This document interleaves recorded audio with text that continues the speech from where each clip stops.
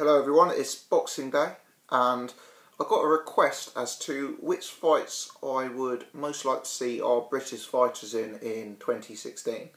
I'll also do another video about worldwide fights, fights that aren't specific to British fighters. But for now, just because I can't go on for too long, I'm going to constrain this video just to fights involving British operators. I guess let's start by talking about fights that have already been made. One in particular is Carl Frampton versus Scott Quigg, which is happening in February. Let me say, I'm really looking forward to that fight. It's a fight that I've always thought Carl Frampton would win.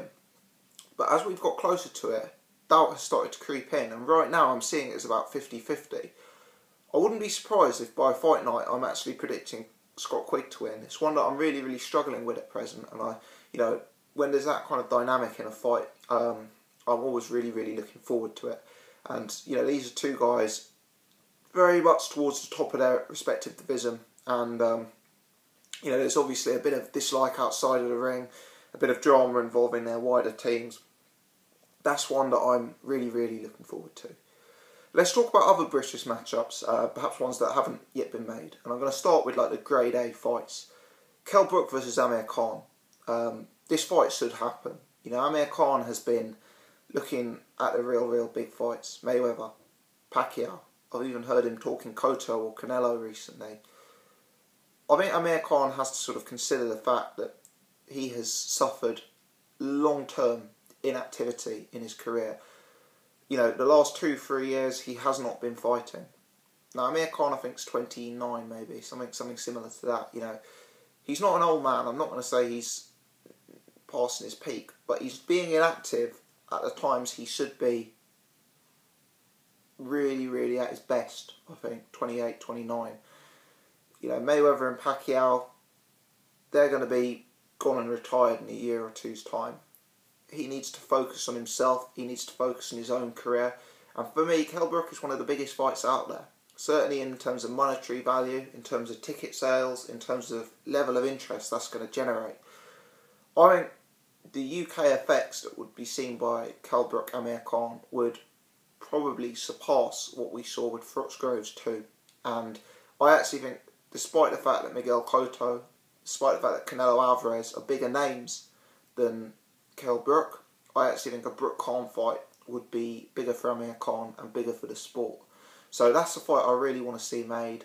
With Pacquiao and Mayweather looking like they're coming to an end, there really is no reason why that fight shouldn't happen at this stage. It would be good to see both guys in it. And again, another fight that I've changed my mind on several times. A really tough one to call. Speaking of tight matches, Chris Eubank Jr. versus Billy Joe Saunders. The rematch. That's one that I feel is increasingly likely. Yeah, we've now heard that Box Nation pay-per-views are coming. At the same time, we know that Chris Eubank Jr. has severed his contract with Sky and Eddie Hearn. And at the same time, Billy Joe Saunders has just won a world title belt. For me, this rematch is a natural fight. If you look at Billy Joe Saunders and his options, once again, I think Chris Eubank is the biggest option for him in terms of financial value and in terms of the buzz and atmosphere that would surround that fight. The build-up would be crazy. There's so many characters. Chris Eubank Sr., Adam Booth, Billy Joe Saunders himself. It would be a truly exciting occasion. And whilst Billy Joe could be looking at trying to unify titles and trying to fight big names in the States, I actually think that Chris Eubank Jr. is a more entertaining matchup, an excellent clash of styles, and is one that is going to really do well for Billy Joe Saunders' career in terms of raising his profile and in terms of bringing in the money, which is obviously something that motivates him. For Chris Eubank Jr., it's a chance to get revenge. It's also, I'm a huge Billy Joe Saunders fan, but at this stage, it's certainly an easier route to winning a world title than fighting Golovkin, for example, or fighting Canelo, for example. So I think it's a natural matchup that makes sense for both guys. I don't think career is over for either guy should they lose. It's another fight that I'm really keen to see. If we're controversial for 1 second, I also would like to see James DeGale fight George Groves in 2016. I appreciate that George Groves has suffered some heavy losses, but let's be honest, this matchup would be far more entertaining than seeing James DeGale facing a random mandatory, or seeing James DeGale fighting Lucien Boutte. Again, maybe it's me buying into the hype and sort of the discussion of things that go on outside the ring, but I think this is a fight that really makes sense. You know, George Groves is returning end of January, I think, at the Copper Box. If he maybe gets that performance under his belt, another good one in April, May, potentially George Groves, James DeGale to happen autumn, end of the year. I think that's a huge fight, And even despite the fact that since their previous matchup, DeGale's gone on to bigger and better things, and George Groves has stagnated slightly. You know, the animosity there, the history between the two guys, that's going to sell the fight. It's going to make it a massive occasion. And to be honest, you know, I'm going to say it as it is, I don't care that George Groves lost to Badu Jack. I'd still be as excited as ever to see that matchup. You know, I would fancy James DeGale to win it, don't get me wrong, but obviously George Groves has now faced him twice, once as an amateur, once as a pro, and he's got the decision both times. So for me, it's a very interesting matchup.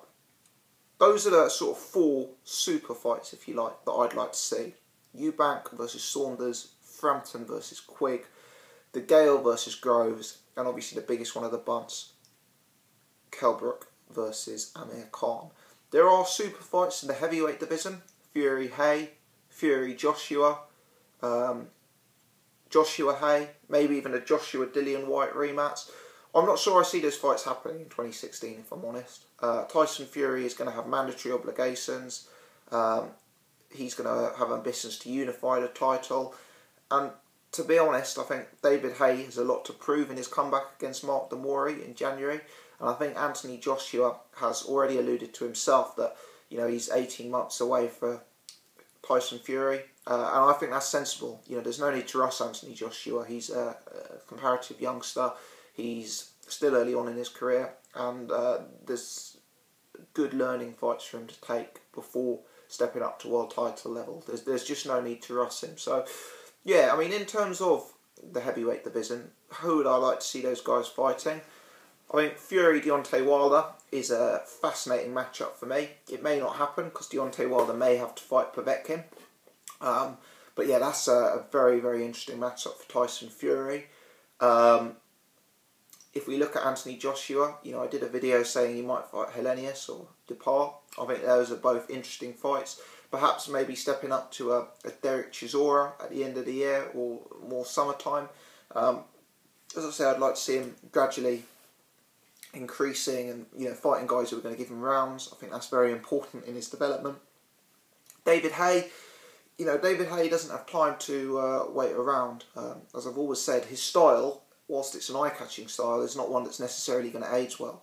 So he's going to need to keep momentum. Assuming he beats Mark Demori, which he'll be a heavy favourite to, he's going to need to fight a ranked contender swiftly. And, you know, put himself in communication for a Deontay Wilder matchup. Haye Wilder would be excellent. You know, maybe if Haye could fight the Glasgow Charles Martin winner. It would be good to have David Haye back in the mix. But I'm not going to call for Haye Fury yet after what happened the last 2 times that fight was organised. Dillian Whyte, I'd like to see him return. Definitely like to see him return to a decent British fight. I'd like to see him drop down in level, get 1 or 2 wins under his belt. Again, I think fights that would give him rounds are so key. You know, if he could fight a Depar or a you know, Frezequendo, or just someone who's going to take him the distance and test him out in that way, that would be key for his development. As for Hughie Fury, I'd like to see him step up in level of opposition. Again, he's still a youngster, no need to rush him, but if he could start fighting, you know, a slightly higher level of opposition than Larry Olibanwos, I think it would be more, you know, it'd be better for him for his career development. You know, if you look at the guys who are out there doing the rounds, maybe a Gary Cornish, maybe even a Derek Chisora. Maybe Chisora is a bit ambitious, but you know what I'm getting at, that slightly higher level of opposition. So I'm just trying to think who I've missed out really. Obviously the heavyweight division, in the cruiserweight division, potentially some big fights to be made. It'd be good to see Oval McKenzie in a good fight. Good to see Enzo Macronelli in a big fight. I think Tony Bellew will lose in a world title fight. You know, super middleweights, I hope Carl Frott stays retired. As I say, George Groves versus James DeGale will be excellent. I'd like to see Callum Smith face Martin Murray. I think that's a good fight for both guys. Obviously Callum Smith would be a heavy favourite, but regardless, that's interesting. In the light middleweights, I'd like to see Liam Smith have a decent fight. You know, he's a world champion, but he hasn't fought anyone towards the top of that division. And I know it would be hard to make the Erislandy Lara matchups or the Andrade matchups, but I heard that he's got Austin Trout as a mandatory, and I think he'd gain huge credibility if he was able to beat Austin Trout, so I'd like to see that. In the welterweights, obviously we've discussed Brook Khan. Sam Eggington versus Bradley Skeet, I believe, has been ordered for the British title. That's a real purist matchup, but I'd really, really like to see that. That's a tight fight, I think. Down at lightweight, obviously we've got Derry Matthews versus Terry Flanagan already confirmed.